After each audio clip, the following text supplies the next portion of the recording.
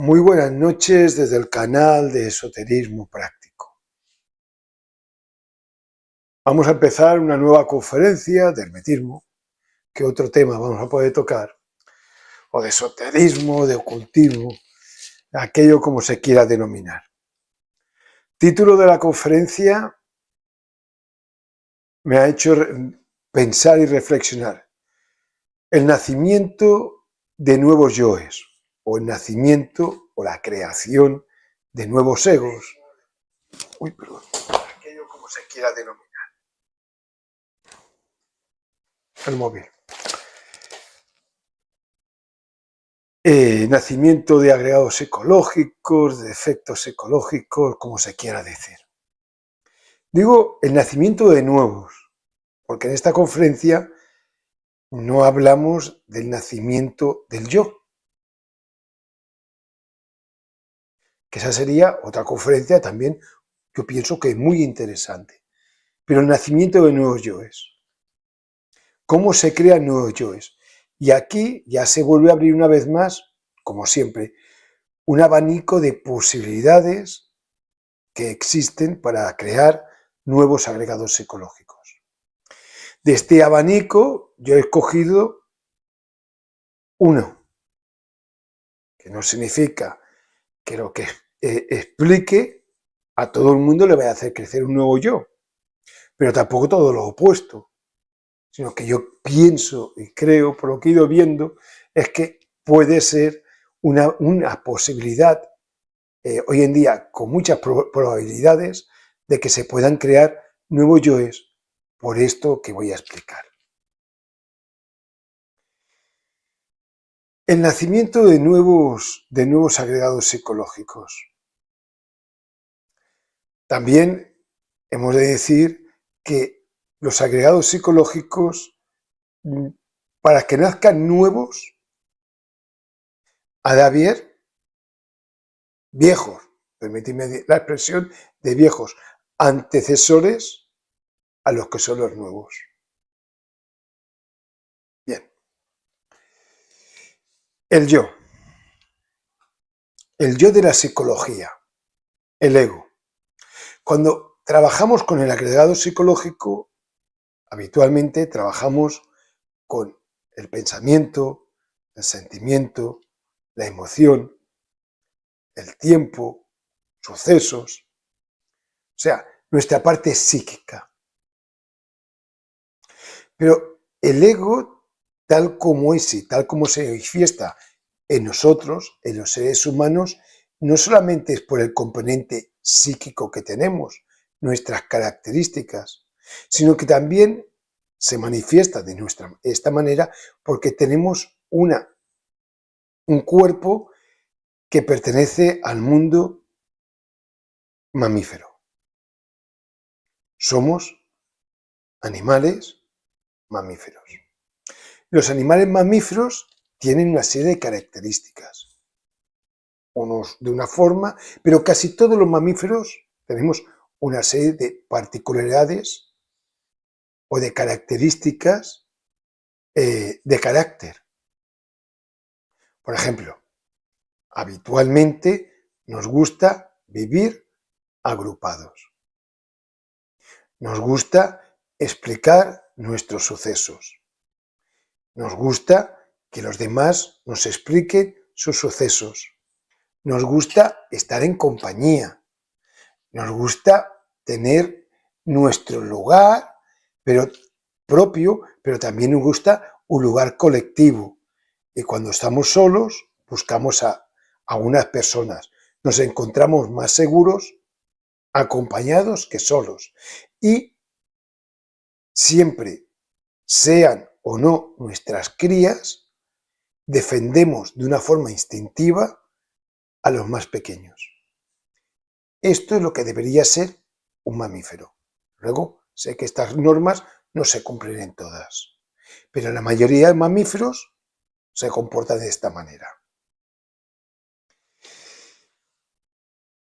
En el caso cuando rompemos las normas que tenemos como animales mamíferos, al romper esas normas se crean muchas veces defectos de tipo psicológico. Por ejemplo, nos gusta vivir en comunidad. Y no solo es que nos guste vivir en comunidad, sino que el ser humano, para estar sano, siempre hay excepciones. Yo voy a hablar de lo habitual. Para estar sano, ha de vivir en comunidad, en sociedad. Compartir, hablar. ¿Por qué? Porque se crean y permitimos que hayan virtudes que se expresen en nosotros. Por ejemplo, si vivimos en comunidad, se nos puede brindar que se exprese lo que es la generosidad con los demás. Por ejemplo, la empatía. Por ejemplo, la caridad. Por ejemplo, la misericordia. Por ejemplo, comprender a los demás, etcétera, etcétera, etcétera. Si vivimos solos, todas estas virtudes son más complicadas que se puedan expresar. Entonces, por ejemplo, la solidaridad, nos vemos seres solidarios. Y esto lo que hace en nosotros, la solidaridad y todas las demás virtudes que se expresan cuando estamos en comunidad, es que no puedan expresarse egos o yoes que en la soledad sí que se pueden expresar. Uno de ellos es la separatividad. La solidaridad no permite que se exprese en nosotros lo que es la separatividad. El egoísmo. Es bueno para mí y me da igual que sea malo para los demás. Me siento separado, diferente de los demás. Quizás con más derechos que. Cuando vivimos en colectivo, nos volvemos solidarios y ayudamos incluso a los que menos pueden que nosotros. Somos mamíferos. En la comunidad se crea algo que muchos estudiosos nos dicen que es el gimnasio de tipo psicológico. Y que en ese gimnasio hay defectos, egos, que podemos ver cuando tenemos contacto con los demás, se pueden manifestar. Pero también se manifiestan virtudes. No solamente egos. También podemos ver en los demás defectos que no nos gustan y resulta que al final también a través de la meditación vemos que nosotros los tenemos y por eso mismo los podemos trabajar gracias a vérselos a los demás. Y esto es el mundo comunitario o el mundo social.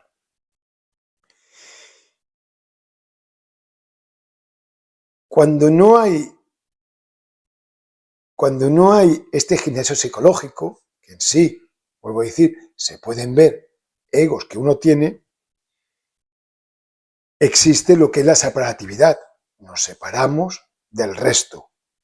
Y el resultado es que se crean egos que quizás son los peores egos que pueden nacer en el ser humano. Porque sin solidaridad, sin comunicación, sin comprender el sufrimiento de los demás, sin compartir nuestro propio sufrimiento, sin hermandad, los egos que nacen en una persona que está totalmente separada de la sociedad son egos, en ocasiones, no vamos a decir siempre, como muy terribles.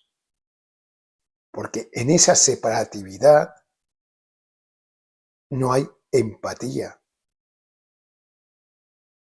no hay misericordia, no hay cordialidad. Solamente es la separatividad. El yo y los demás. Y lo que le suceda a los demás, al yo no le va a afectar. Eso piensa él, claro.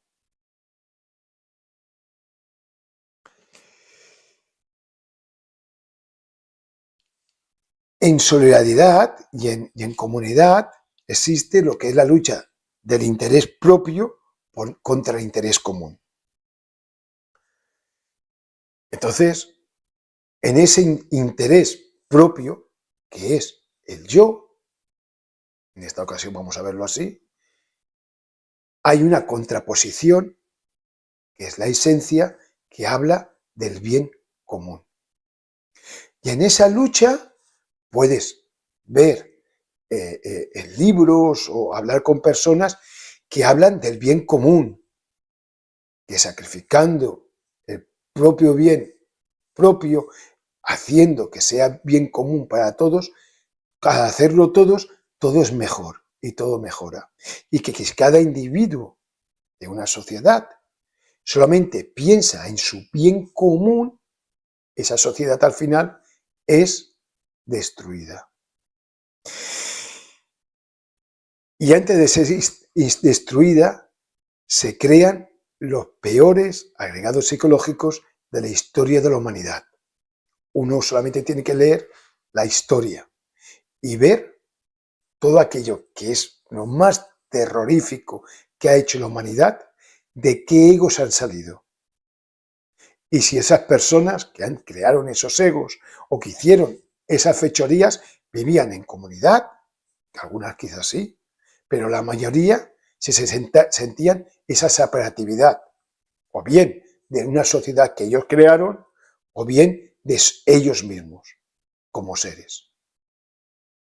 Por eso, la mística está en contra tanto de lo que es la separatividad.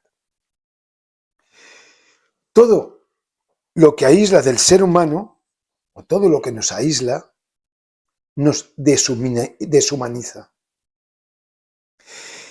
Y ser humano es también, aparte de la fisiología, que esto da igual, es poseer una serie de atributos o virtudes. Y cuando nos aislamos, cuando nos separamos, esas virtudes no pueden seguir creciendo. Y no solamente no crecen, sino se van empequeñeciendo. Y no solamente empequeñecen, sino que crecen nuevos egos totalmente contrarios a esas virtudes que poco a poco van desapareciendo. Y cuando vamos perdiendo los valores humanos, el alma humana, esa parte divina y esa parte humana, ese alma humana poco a poco va desapareciendo. Y no es que nos convirtamos en un animal, porque los animales son buenos. Nos convertimos en un antihumano, prácticamente. Y hacemos actos, o se hacen actos que son no de humanos.